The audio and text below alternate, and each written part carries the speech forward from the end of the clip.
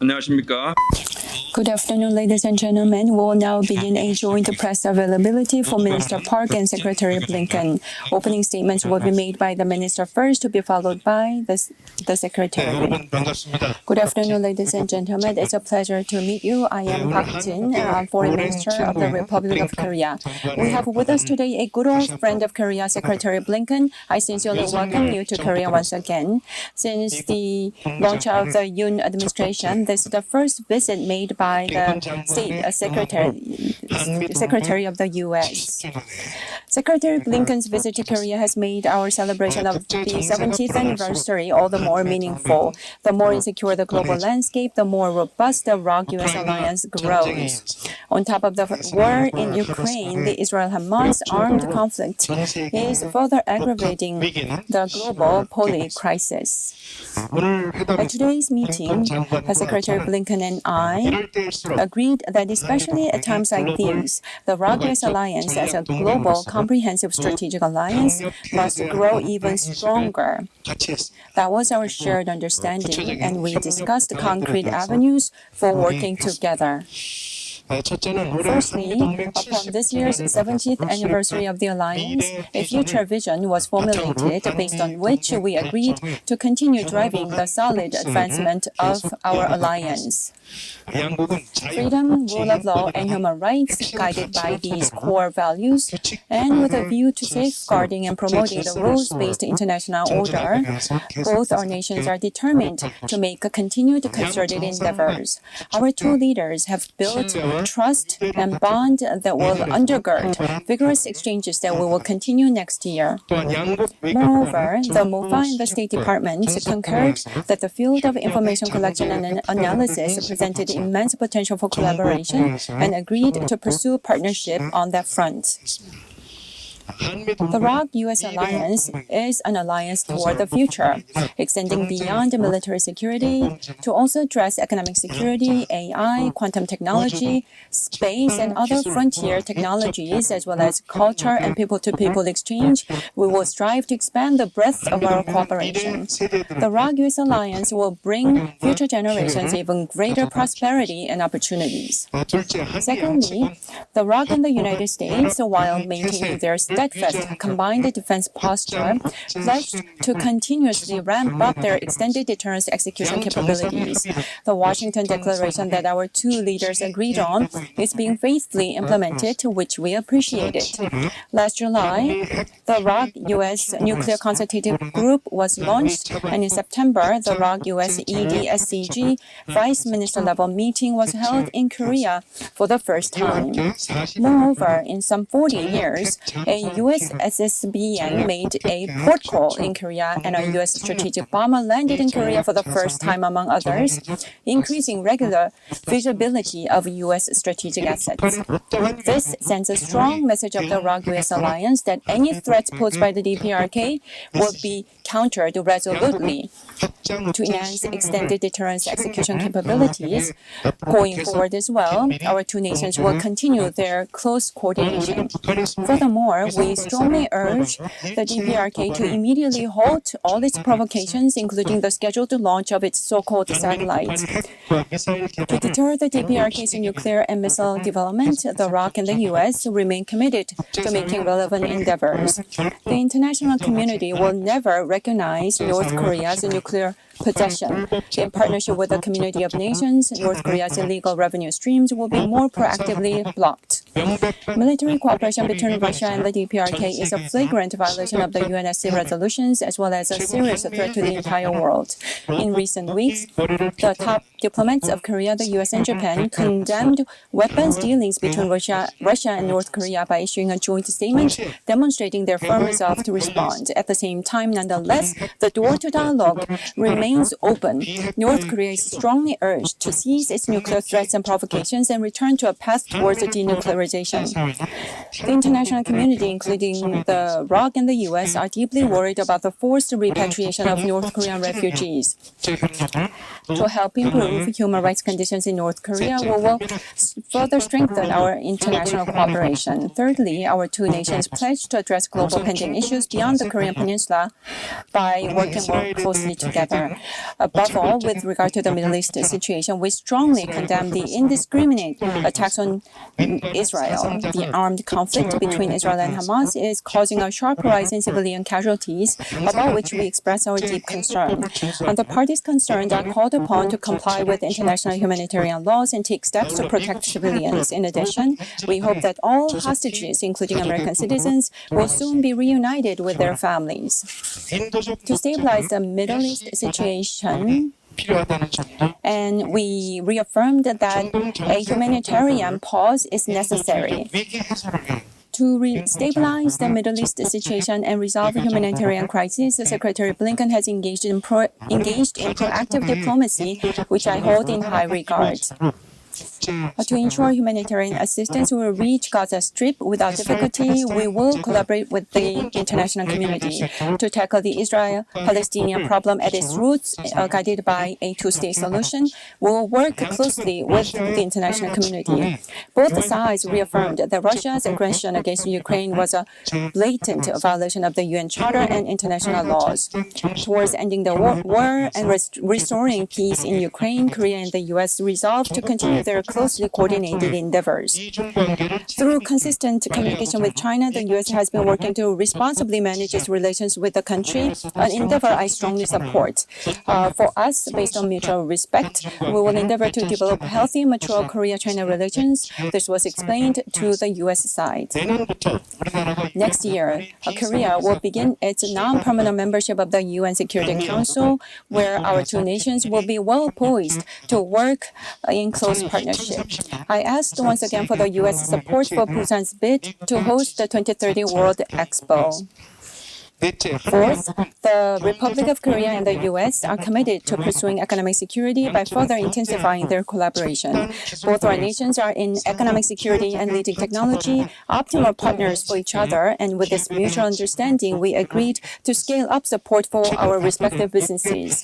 Recently released the final rule on implementation of the U.S. Chips and Science Act guardrails has resolved uncertainties faced by Korean companies to a substantial extent, which we noted with appreciation. In Seoul, our two nations have jointly hosted the first bilateral space forum with success just 2 days ago. Our two nations' space cooperation is set in full motion to our great satisfaction. Going forward, the collaboration in the space sector will be further expanded through our joint efforts. To formulate standards and norms on the use of AI in the military field, our two nations will continue closely working together. To this end, Korea decided to join the U.S. government initiative of the Political Declaration on the Responsible Military Use of AI and Autonomy. Next year, Korea will host the Summit on Responsible Artificial Intelligence on the Military Domain, and to ensure its success, we will work as close partners. Additionally, recognizing the immense potential for collaboration in the nuclear power sector, including SMRs and advanced reactor types, our two sides agreed to pursue joint endeavors in this sector. Lastly but not least, building on the Camp David Summit, we are determined to continue reinforcing ROK-U.S.-Japan partnership. Camp David ushered in a new era for our trilateral cooperation. As countries of shared core values and interests, it is desirable for Korea, the U.S., and Japan to strive together towards peace, stability, and prosperity in the region and beyond. By faithfully implementing the agreements reached among the three leaders, we will steadily accumulate tangible achievements that the citizens of the three countries can experience. At a mutually convenient time, the foreign ministers of the three countries plan to meet again to have in-depth discussions on trilateral cooperation between Korea, the U.S., and Japan. During today's meeting, Secretaries Blinken and I were once again able to reaffirm that the Republic of Korea and the United States are stronger together. Just as it has over the past 70 years, our journey together will continue into the future. Thank you. Foreign Minister Park, my friend Jin, thank you. Thank you for the very, very good meetings today. Thank you for the collaboration that we have almost every day on so many issues of mutual concern. I'm very glad to be returning to the Republic of Korea. at a time of such incredible dynamism and importance for the relationship between our two countries. Over the last 70 years, that relationship has grown from a key security alliance into a vital global partnership on nearly every issue of consequence to our people. The United States and Korea are working closely together. And that's not an accident. It's a reflection of our commitment to this relationship and to this region. Even as we engage intensely on the crisis in the Middle East, the United States remains clear-eyed and focused on advancing our interests, our values, and our vision of a free and open, prosperous, secure, and resilient region in the Indo-Pacific. The week before this trip, President Biden welcomed Australian Prime Minister Albanese to Washington for a state visit, and we hosted PRC Director Wang Yi for consultations over 2 days. Yesterday, I was in Japan. I'm here in Korea today. Tomorrow we'll be in India, and I'll have a chance to meet with our partners there as well. Next week, we will host the APEC Summit in San Francisco.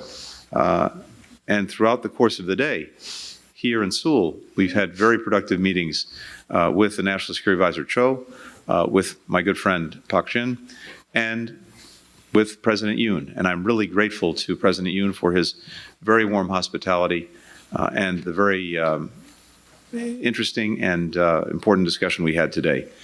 Mr. Park and I spoke about our country's unified approach in the face of the DPRK's provocative actions and missile launches. We discussed steps we can take to deliver on pledges made in the Washington Declaration, including through the USROK Extended Deterrence Strategy and Consultative Group and our new Nuclear Consultative Group. We also spoke about how, working with Japan, we can continue to operationalize the agreements that were reached at Camp David, agreements that strengthen our trilateral cooperation. Already, our three countries are taking steps to improve our joint response through real-time sharing of DPRK missile warning data, trilateral defense exercises, and efforts to counter the DPRK's malicious cyber activities. We share profound concerns about the DPRK's growing and dangerous military cooperation with Russia. The United States appreciates the clear message that President Yoon delivered at the UN General Assembly about the risks of that collaboration. Today, Minister Pak and I spoke about further actions that our countries can take with partners to intensify pressure on Moscow not to transfer military technology to the DPRK in violation of multiple UN Security Council resolutions. The Security Council will be a critical forum for these efforts, and we support Korea's clear vision for its upcoming term, including its focus on enhancing DPRK sanctions. The United States deeply values our robust and growing economic partnership, which benefits people in the United States and Korea alike. Just over the last 2.5 years, Korean companies have announced more than $110 billion in new investments in the United States. These investments will create more than 70,000 new jobs in our countries and strengthen our supply chains in critical industries. At the same time, the United States is now the second largest investor in Korea. We're also working closely together to reduce economic dependencies, including through our mineral security partnership, in concert with nearly a dozen other countries in the European Union. This economic partnership is helping us drive a shared affirmative economic vision across the region. We're doing that as members of the Indo-Pacific Framework for Economic Prosperity and APEC, as leaders on development initiatives from the Mekong subregion to the Pacific Islands, and as partners in efforts to reform multilateral development banks so that they better serve people in developing countries. This is all a part of our effort to make a stronger, better offer to countries in the region and developing countries around the world. That means delivering on the issues that matter in their lives, from high-quality infrastructure to inclusive economic growth to climate resilience and adaptation solutions. And next week, when President Biden convenes partners in San Francisco for APEC, we look forward to taking further steps together and with our partners to create a strong, resilient future for all. Minister Park and I also spoke about our work to address challenges to peace and stability in the region, as well as around the world. We discussed our mutual recent conversations with Director Wang Yi and the strategic convergence that our countries have in our shared approach to China, including with regard to the South and East China Seas and the Taiwan Strait. Korea continues to support Ukraine's brave efforts to defend its people, to defend its land, to defend its democracy against Russian aggression. President Putin's war against Ukraine has been a strategic failure by virtually every measure, including by bringing partners in this region closer together with partners around the world. Korea, Japan, Australia, and New Zealand are now regular and active participants in NATO meetings. As President Yoon has said, European and Indo-Pacific security are now truly indivisible. In the Middle East, the United States appreciates Korea's leadership in condemning Hamas's terrorist attacks and in swiftly sending humanitarian assistance to Palestinian civilians. Today I had a chance to update Minister Park on my travels throughout the region, and we discussed how we can better address urgent needs on the ground and set the conditions for durable peace and security. Our two countries share an extraordinarily ambitious vision for the next generation of our partnership, and we've done so much work over the past year to lay the foundation for that. We've made great strides realizing a common vision that we have. Today's been an important opportunity to continue that work with my friend Jin. Thank you. 감사합니다. Thank you very much. Next, we'll have a Q&A session. Due to time constraints, we'll take questions from two journalists from each side. First, let me start with a Korean journalist. Anyone with a question? From Joseonilbo, Kim Eun-jung. My name is Eun-jung Kim from Joseon Daily. Welcome to Seoul, Secretary. I have two short questions for you. I know you started your career as a journalist and always admired how you stressed about the freedom of press oftentimes. So I was wondering, can you elaborate on how two countries can cooperate together dealing with fake news and disinformation, which is a serious problem in both countries? And my second question is, I know that you are a famous guitarist, and Minister Park is also a very talented singer. So I was wondering, will there be any alliance, ceremonial, collaborative performance happening in the near future? Thank you. Thank you. Well, on the second question first, I care too much about the relationship between our countries and the citizens in each of our countries to inflict myself in any way on them through music, and I'll let Jin decide for himself. But thank you. No, we actually have because of our mutual appreciation for music, a thread that I think runs through both our lives. It's also a wonderful part of our own relationship, getting a chance to talk about that. But on disinformation, look, this is a problem that we've been dealing with for some time in the United States, and we have malign foreign actors who try to interfere in one way or another in our democracies by spreading misinformation. This is something that we discussed at Camp David, and the three presidents committed to working together to try to combat disinformation. We discussed that today, and we are looking at ways to share information about ways that we can effectively identify and deal with disinformation, foreign disinformation. So this is a commitment that we've made on a trilateral basis. It's also something we're doing between us on a bilateral basis, and something that the State Department will be following up on with the ministry in the weeks ahead. Thank you.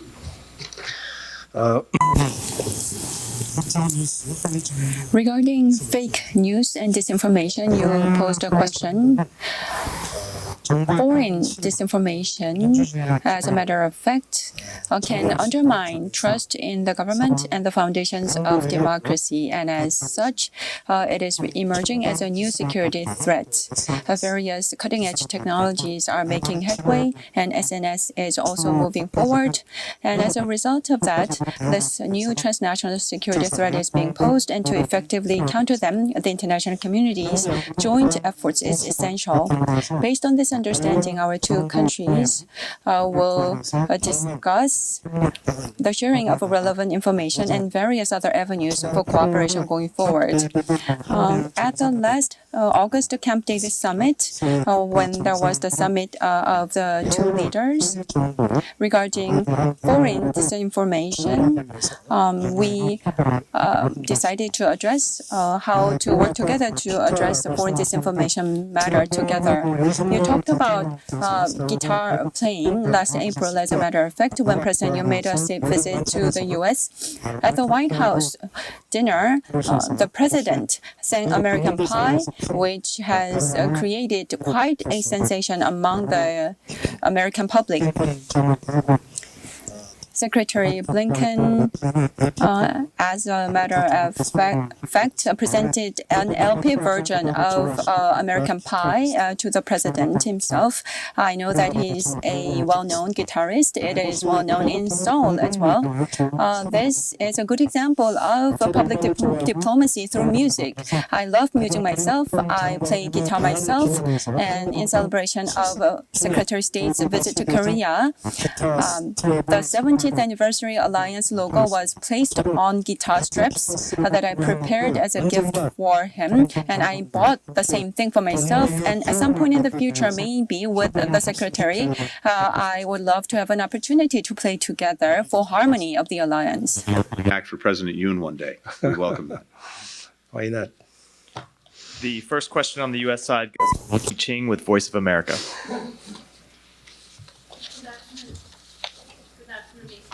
Foreign Minister, weapons from North Korea were allegedly used by Hamas in its attack on Israel on October 7. Is there proof of direct cooperation between North Korea and Hamas?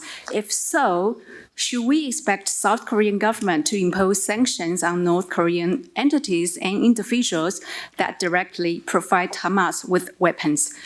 To Secretary Blinken, what does the U.S. believe North Korea is getting in return regarding alleged North Korea weapons shipments to Russia? And separately, if I may, what's your position on threats from President Yoon's administration to cancel the Inter-Korean military agreement? Can a unilateral cancellation lead to misunderstandings and miscalculation? And to both of you, if I may, sanctions have not worked to deter North Korea from military provocation. What leverage do you have left? Thank you. 네. Regarding the Israeli-Hamas armed conflict, you posed a question regarding potential North Korean involvement. As you must well understand, both our nations believe that the attacks against the civilians and kidnapping them is an act of terrorism. And this is something that we strongly condemn. And at the moment, hostages that are being held should be released without any conditions. That is our shared position. As this armed conflict becomes aggravated, more than 10,000 people have lost their lives, and we share deep concerns about this situation. Protection of civilians is also important, and relevant humanitarian international laws should be observed in our view. Regarding the relations between North Korea and Hamas, this is something that we are closely watching ourselves.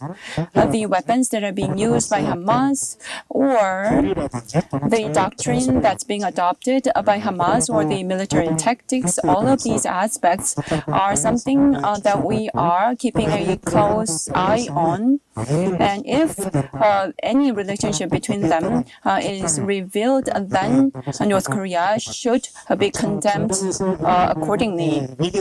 This crisis that is unfolding in the Middle East is related potentially to the situation on the Korean Peninsula, and that is a perspective that we're having in watching the Middle East situation.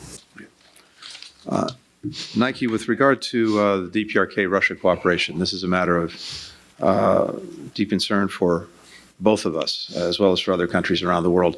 And we're seeing a two-way street. We're seeing the DPRK provide military equipment to Russia for pursuing its aggression against Ukraine, but we're also seeing Russia provide technology and support to the DPRK for its own military programs. And that's a real concern for the security of Korea and the Korean Peninsula. It's a real concern for global nonproliferation regimes. It's a real concern for the Russian aggression in Ukraine, and a real concern for its violation of multiple UN Security Council resolutions.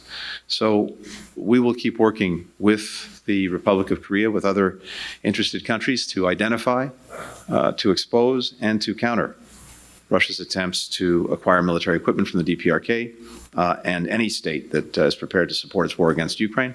And similarly, we're looking very hard at the support that Russia is providing to the DPRK. Our own commitment to the defense of the Republic of Korea is ironclad, and we're only reinforced in that commitment when we see these kinds of dangerous actions taking place. So this is something we're very focused on. And as mentioned, when Korea is on the Security Council next year, along with the United States, along with Japan, that will be another opportunity to focus on these concerns.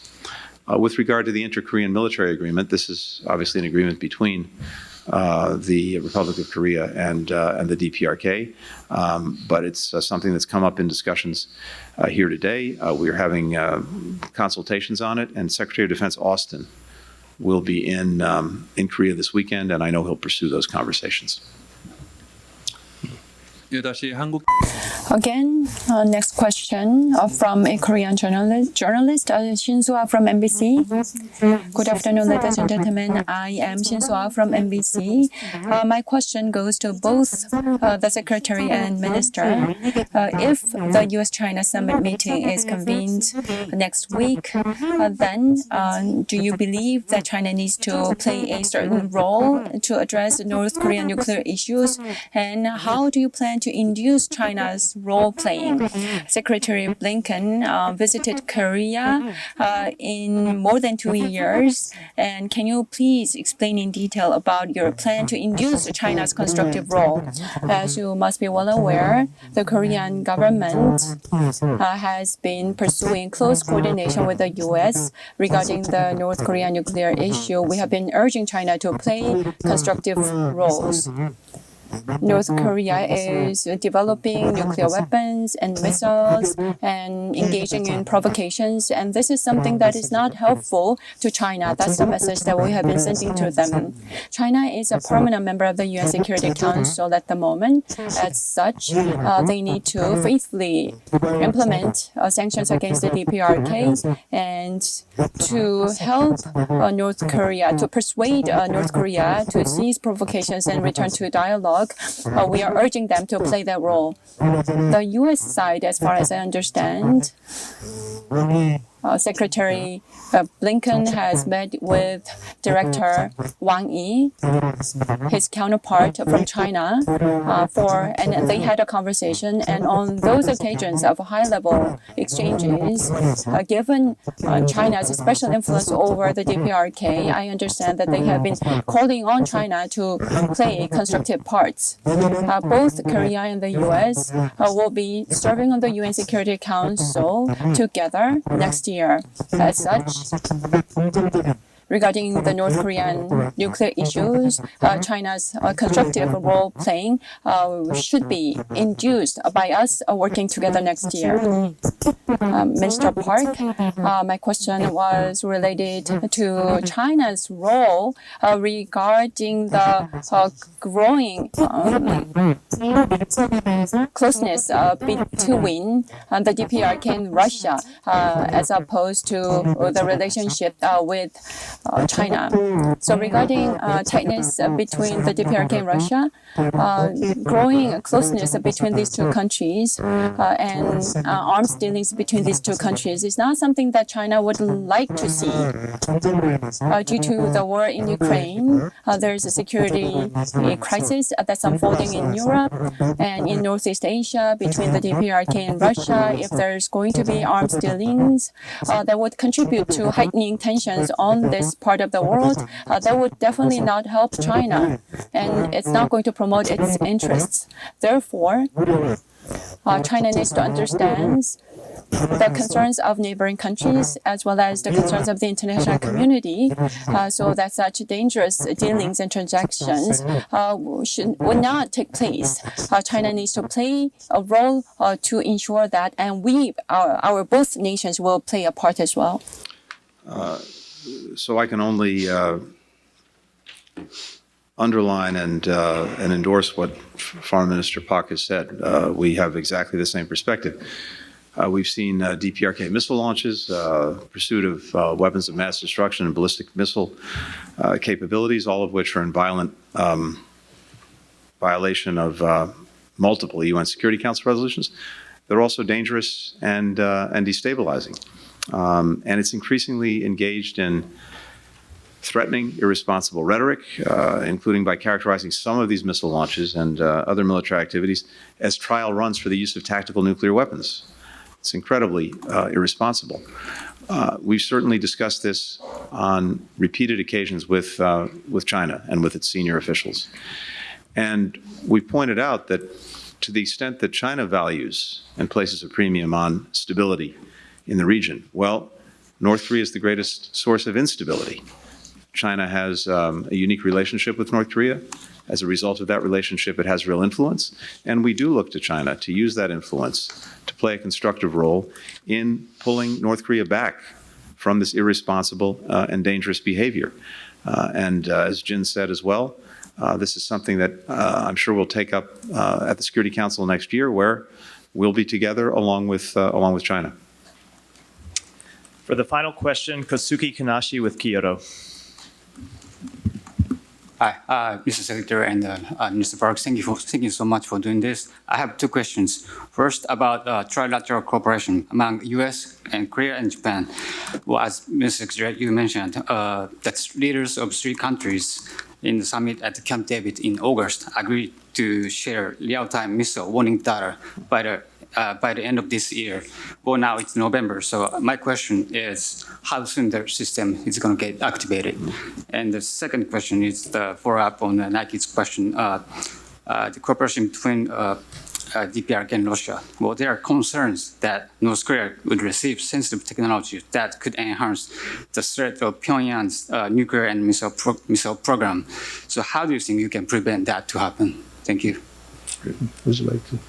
Sure. On the missile warning data sharing, this is something that we're moving forward on. We've made a commitment to do that at Camp David, and we're moving forward on it. As I mentioned earlier, Secretary Austin, Secretary of Defense, will be here this weekend, and I know he'll be following up and addressing that.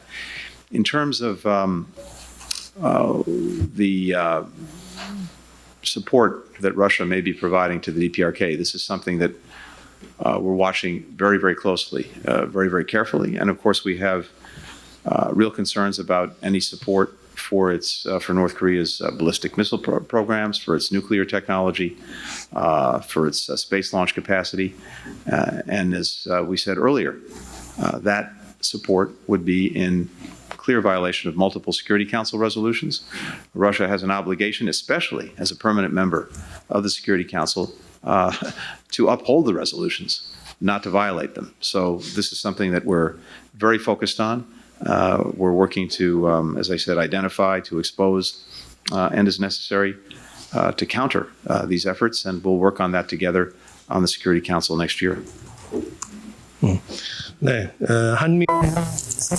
Regarding the trilateral partnership between our three countries, during the Camp David summit, the three countries have decided to institutionalize the collaboration among the three countries. And we have upgraded our partnership as well, which was a historic endeavor.